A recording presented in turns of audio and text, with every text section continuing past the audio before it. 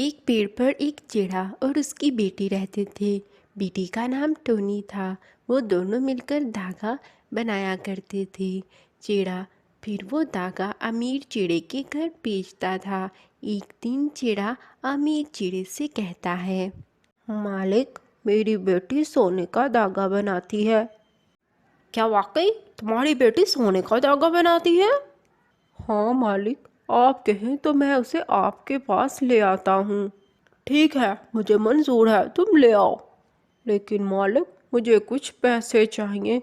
ऐसे मुफ्त में तो काम नहीं चलेगा ना कि मैं आपको मुफ्त में अपनी बेटी दे दूँ। ठीक है, तुम अपनी बेटी ले आना और पैसे ले जाना।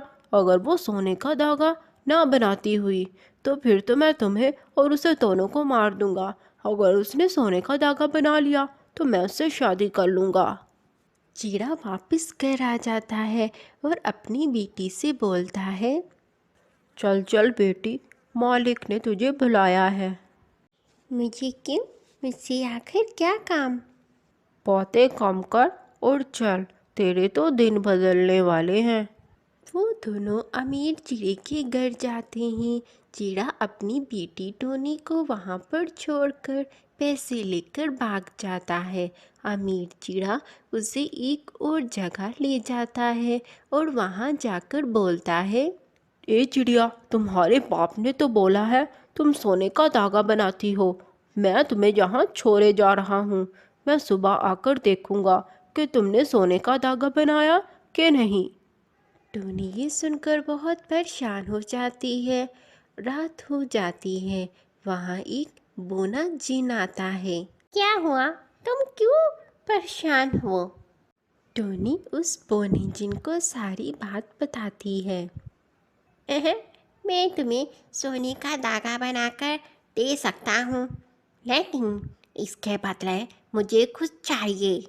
मैं तुम्हें बदले में ये हार दूंगी जो माँ ने मेरे लिए छोड़ा था। ठीक है, अभी के लिए तो मैं ये ले लेता हूँ। जिन इस बात पर मान जाता है। अगली सुबह फिर से अमीर चिड़ा आता है। नहीं नहीं, ये कैसे हो गया? ये तो कोई जादू लगता है। मैं ये यकीन नहीं। मैं ये कल आकर देखूंगा कि तुमने एक और सोने का धागा बनाया है कि नहीं। टोनी ये सुनकर परेशान हो जाती है कि इस बार वो क्या करेगी। रात का वक़्त जब आता है फिर से वो बौना जिन इसकी मदद के लिए आ जाता है। इस बार तो मुझे क्या देने वाली हो चिड़िया? मेरे पास एक कीमती पंख है, मैं तुम्हें वो देती हूँ। जिन मान जाता है। अगली सुबह अमीर चिड़ा फिर से आता है। अरे, ये तो कमाल हो गया। लेकिन मैं आखिरी बार चाहता हूँ कि तुम सोने का धागा बनाओ, फिर मैं तुमसे शादी कर लूँगा। रात को फिर से वो बोना जिन आता है। अब क्या है तुम्हारे पास मुझे देने के लिए? अब तो मेरे पास कुछ भी नहीं बचा। मैं तुम्हें क्या दूँ बोने जिन भाई? ठीक है, अगर तुम्हारे पास अभी कुछ भी नहीं है मुझे देने के लिए तो तुम्हें अपनी पहली औलाद देनी होगी शादी के बाद, जो वो हो गई।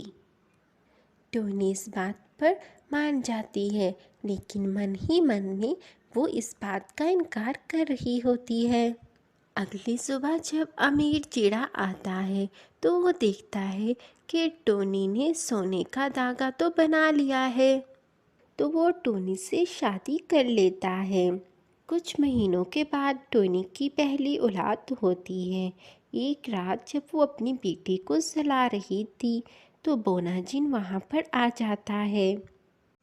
टॉनी चिड़िया, याद करो, मैं तो वही हूँ जिसने तुम्हारी मुश्किल वक्त पे मदद की। अब तुम्हारा अपना वादा पूरा करने का टाइम आ गया है।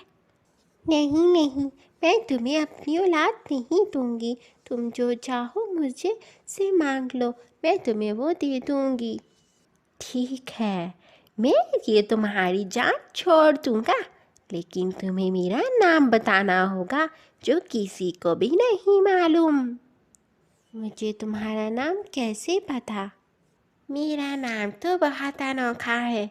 अगर तुमने बता दिया तो मैं तुम्हारी जान छोड़ दूंगा। टोनी अब बहुत परेशान थी। वो जंगल के सब पंछियों से एक अनोखा नाम पूछती है, पर किसी को भी इस अनोखे नाम का नहीं पता था। एक दिन एक पंछी आता है। टॉनी जी, मैं एक अनोखा नाम लेकर आया हूँ। शायद ही वो नाम किसी को पता हो। हाँ, मुझे जल्दी से वो नाम बताओ। मैं एक दिन जंगल में गुजर रहा था। वहाँ एक जिन बैठा था जो बार बार बोल रहा था, मेरा नाम तो छल्लादुम है। टोनी शहजादी को तो नहीं पता। मेरा नाम तो छल्लादुम, टोनी शहजादी को तो नहीं पता। टोनी उस पंछी से बहुत खुश होती है और उसे बहुत सारा इनाम देती है। जब रात को बोना जिन आता है। हाँ टोनी, बताओ अब मेरा नाम। अरे तुम्हारा नाम तो है छल्लादुम।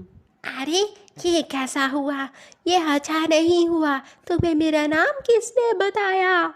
जिन ये बात सुनकर गायब हो जाता है और लौटकर कभी भी वापस नहीं आता।